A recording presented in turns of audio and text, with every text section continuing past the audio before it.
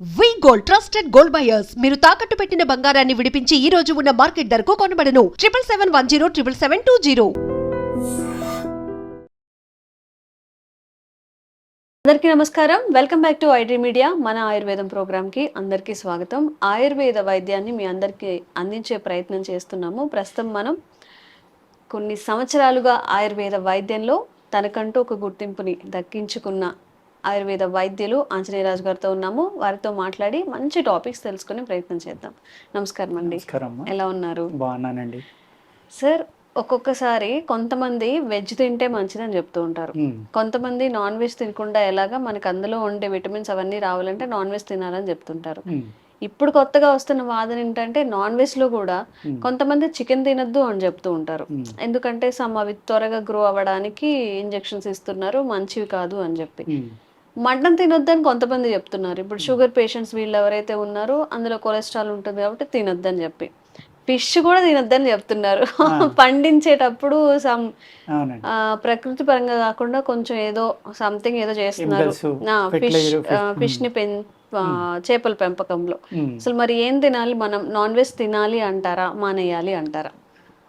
అంటే వెజ్లోని మంచి ఫుడ్ ఉందమ్మా, నాన్ వెజ్లోనే ఉంది. నాన్ వెజ్ తింటేనే ప్రోటీన్ వస్తుంది అనేది కరెక్ట్ కాదండి. వెజ్లో కూడా మీకు పల్లీలు ఉన్నాయి, నువ్వులు ఉన్నాయి, మినువులు ఉన్నాయి, అలాగే రకరకాలమ్మా, ఎన్నో రకాలు ఉన్నాయి. అందులో కూడా అద్భుతమైన ఫుడ్స్. కోడి రామూర్తి గారు అని విజయనగరం అమ్మ, ఆయన గొప్ప రెజ్యులర్, చాలా గొప్ప రెజ్యులర్. ఎంత అద్భుతం అంటే ఆయన టన్ను బరువు ఎత్తివాడు అని అంటారు. టన్ను బరువు ఎత్తేవాళ్ళ? ఆయన వెజిటేరియన్. ఆయన పడుకుని పొట్ట మీద ఒక బల్ల చెక్క పెట్టుకుని, పెద్ద చెక్క, ఏనుగుని 4 కాళ్ళు పొట్ట మీద పెట్టించుకునేవాడు, ఒక ఏనుగుని. ఓకే. ఉక్కు మనిషి అని కూడా అనేవాళ్ళు కదా సార్, వల్లభాయ్ పటేల్ గారిని. అది వల్లభాయ్ పటేల్. ఈయన కోడి రామూర్తి అంటే చాలా డెడ్ వెయిట్స్ ఎత్తివారు, చాలా ఫేమస్ అని, వరల్డ్ ఫేమస్. మనం మర్చిపోతున్నాం కానీ అసలు ప్రపంచం అంతా కూడా ఆశ్చర్యపోయేది ఆయన్ని చూసి. వెజిటేరియన్. ఓకే. నాన్ వెజ్ ఎప్పుడు తినలేదు. అంచేత వెజిటేరియన్లోనే, అదే నాన్ వెజిటేరియన్లోనే ప్రోటీన్స్ ఉంటాయి, లేకపోతే విటమిన్స్ ఉంటాయి, వెజిటేరియన్లో ఉండదు అనుకుంటే తప్పం.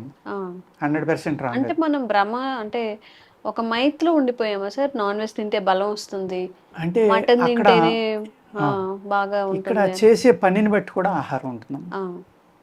చేసే పనిని బట్టి ఆహారం అంటే యాక్చువల్గా ఆయన చేసేది మరి ఒక వస్తాదులు, రెజ్యులర్స్, లేకపోతే సైనికులు, ఒక చాలా యోధులు చేయవలసే ఎక్సర్సైజ్ చేసేవారు. అయినా వెజిటేరియన్ తిన్నారు.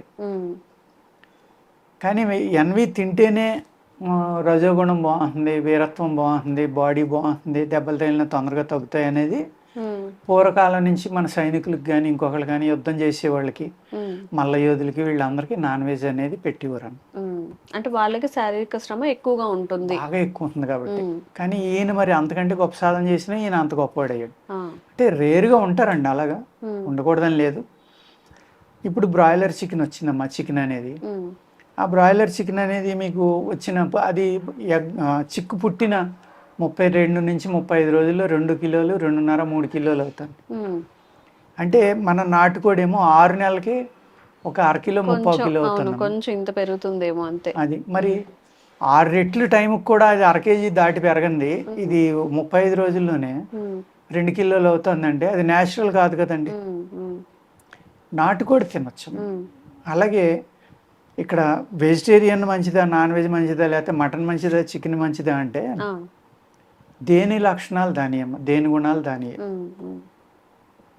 ఇప్పుడు ఏదో రకరకాల డైట్స్ వచ్చినాయి కదా, మరి ఓన్లీ చికెన్ తినండి వారం రోజులు, లేకపోతే రోజు ఒక పూట చికెన్ తినండి, ఒక పూట ఇంకోటి తినండి చెప్తున్నారు సార్. ఒక డైట్ అంటే అసలు అన్నం మానేసి చికెన్ ఎక్కువగా ఇస్తుంటారు, ఫిష్ ఎక్కువగా ఇస్తుంటారు. రకరకాలుగా ఇలాగా ఎవరి పద్ధతులను బట్టి వాళ్ళకి ఉన్నాయమ్మా. 3 వాటిల్లో పోల్చుకుంటే, ఫిష్ తోటి పోల్చుకుంటే ఫిషే మంచిదమ్మా. మటన్, చికెన్ కన్నా ఫిష్ మంచిది.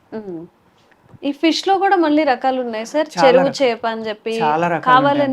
న్యాచురల్ గా నదుల్లోని, కాలువల్లోని, అలాగే మన హైదరాబాద్ చుట్టుపక్కల తెలంగాణలో మెట్ట చెరువులు ఉంటాయి కదా, ఆ ఫిష్ అయితే ప్యూర్ గా ఉంటుందమ్మా. దానికి ఎందుకంటే ఇప్పుడు ఓన్లీ అది చెరువుల్లో పెంచిన చేపలు అయితే కనుక వాటికి మేతలు అయ్యి సెపరేట్గా వేస్తున్నారు, యాంటీబయాటిక్స్ వాడుతున్నారు, మళ్ళీ వాటికి అనేక రకాలు వాడుతున్నారు. కాబట్టి మనకి న్యాచురల్గా వచ్చింది తింటే చాలా మంచిది. అది కూడా ఏంటంటే కాల్షియం తక్కువ ఉన్న వాళ్ళు చిన్న చేపలు తినాలి. క్రాబ్, ప్రాన్ వీటిలో చాలా ఎక్కువ ఉంటుంది అనమాట. కాల్షియం డెఫిషియన్సీ ఉన్న వాళ్ళు అవి తింటే తొందరగా రికవరీ వస్తుంది, చాలా తొందరగా. అదేవిధంగా నాటుకోడి, మటన్ పెద్ద డిఫరెన్స్ ఉండదమ్మా. కానీ ఈ మటన్లో ఏమంటారంటే ఆయుర్వేద శాస్త్రంలో ఎవరికి ఏ భాగం దెబ్బతిందో అదే భాగం ఆ జంతువులు ఆ భాగం తినాలి అని చెప్తారు. అంటే మీకు హార్ట్ ప్రాబ్లం ఉందనుకోండి, మేక గుండెకే తినమంటారు ఎక్కువగా. కానీ ఆయుర్వేద శాస్త్రంలో చెప్పింది ఏంటంటే మసాలాలు అన్నీ ఏమైనా వేసుకొచ్చామా, కానీ నెయ్యితోటే వండుకోవాలి. నెయ్యితో వండుకోవాలి. నాన్ వెజ్ కూడా నెయ్యితో వండుకోవాలి. నెయ్యితోటి వండుకుంటేనే దాని యొక్క ప్రోటీన్ కానీ ఇంకోటి కానీ ఆ ఫలితం కానీ అద్భుతంగా పనిచేస్తుంది. ఈవెన్ ప్రాన్ కానీ, ఎగ్ కానీ, ఫిష్ కానీ, క్రాబ్ కానీ, నాన్ వెజ్ ఏదైనా సరే మీరు నెయ్యితోటి వండుకున్నప్పుడే దాని యొక్క ఫలితం మీరు 100% పొందగలరు. ఒకవేళ నెయ్యి కాకుండా ఇంకొకటి ఏమైనా ఉందా సార్? నూనెలతోటి వండుకుంటున్నాం కదా మనం. నెయ్యి ఎవరు వేసుకుంటున్నారు ఇప్పుడు? అసలు ఎవరు వాడట్లేదు. పూర్వం అందరూ నెయ్యితోటి వండేవారు. మేగడ, నెయ్యి ఇవన్నీ వేసి వండేవారు అన్న. అలాగే ఇప్పుడు విరుద్ధాహారాలు కూడా వాటిని మ్యారినేట్ చేయటం అని, విరుద్ధాహారాలు కూడా కొన్ని కలిపి వాటిని నానబెట్టి వండుతున్నారు. ఆయుర్వేద శాస్త్రంలో ఏది వదలరమ్మా. మేకని ఎలా వండుకోవాలి, చికెన్ ఎలా వండుకోవాలి, కబాబ్ ఎలా వండుకోవాలి అన్నీ రాసి ఉంటాయి. కబాబులు కానించి ఏ మసాలా కలుపుకోవాలి, ఎంత కలుపుకోవాలి, ఎలా తినాలి, ఎంత చక్కగా వివరిస్తారంటే అందులో. ఈ బుక్స్ మనకి బయట దొరుకుతాయి సార్? ఎవరైనా ఇంట్రెస్ట్ దొరుకుతాయమ్మా. వస్తుగుణ దీపిక అని అందులో ఉంది. ఏంటి సార్? వస్తుగుణ దీపిక,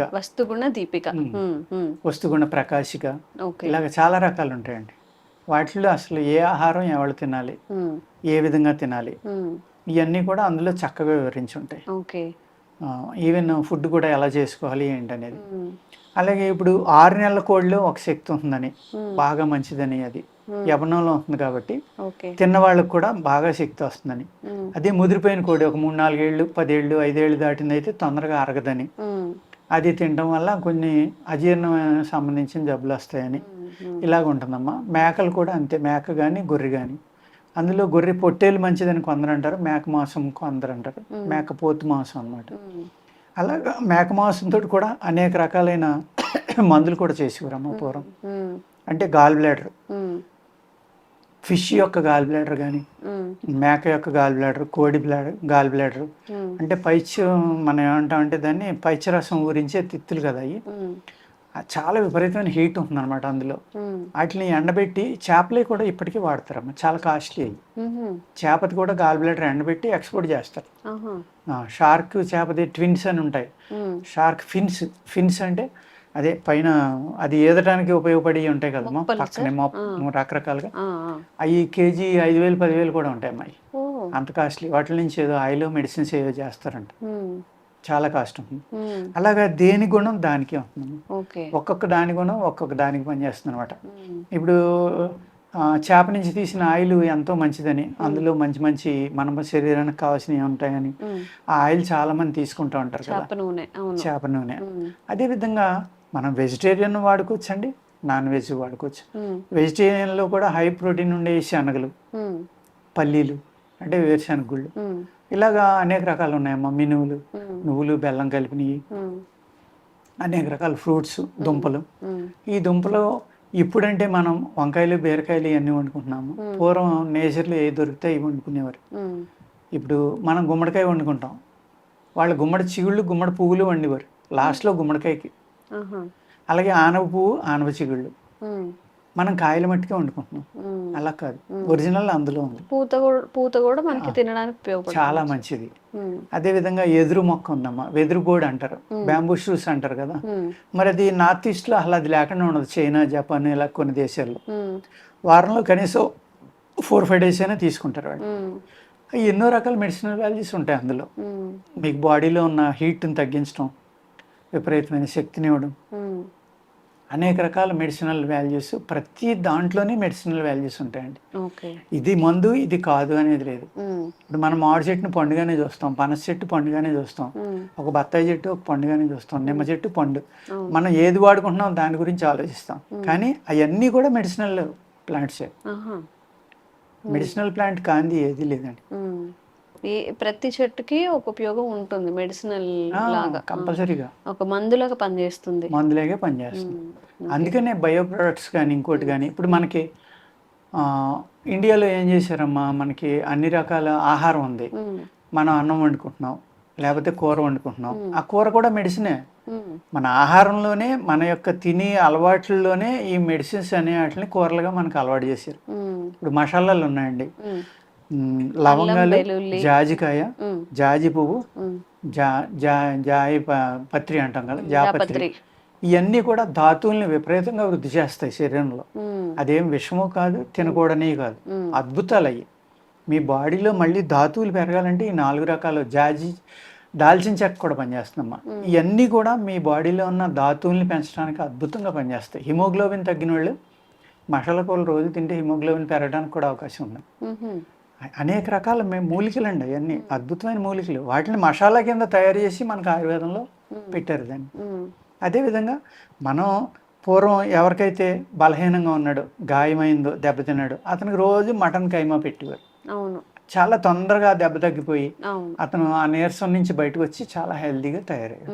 బాలింతలకు కూడా సార్ బాగా మేక మాంసం బాగా పులుసు లాగా చేసి ఆ పులుసు వేసేవాళ్ళు కదా, రసం లాగా. అదేంటి సార్ నిజంగా దాని వల్ల అంటే బోన్ నుంచి మన బోన్స్ గట్టిపడాలి కదమ్మా.